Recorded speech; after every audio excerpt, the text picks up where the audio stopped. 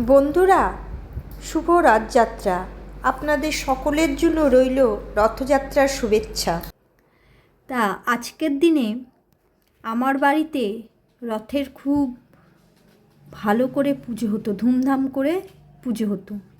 যেহেতু এবছর আমার শাশুড়ি মা মারা গেছেন, সেহেতু এই বছর কোনো পুজো হয়নি। আমি নিজেই ঠাকুরকে একটু গজা মিষ্টি দিয়ে পুজো করেছি নিত্য পুজো হিসাবে।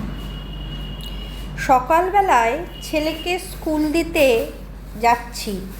চলুন আপনাদের একবার মায়াপুরের যে রথটা এখানে থাকে তার সাজগোজটা দেখায়।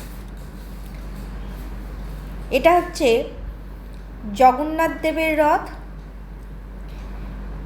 এটা সুভদ্রা দেবীর রথ, আর এটা বলরামের রথ।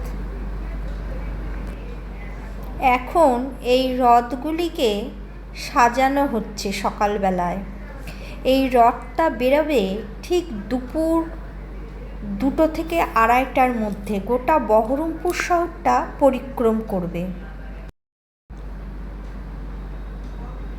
চলুন এবার আপনাদের নিয়ে যাই খাগড়াতে। ওখানে আমার শ্বশুরবাড়ির সামনেই একটা আখড়া রয়েছে, ওই আখড়ার সামনেই এই রথ হয়। এই রথের জন্য আমরা সারাটা বছর বসে থাকি। এই বাড়ির সামনে রথ হয় তো খুব মজা হয়। সকালবেলা মেলাটা বসেনি তো, তাই আপনাদের দেখাতে পারলাম না।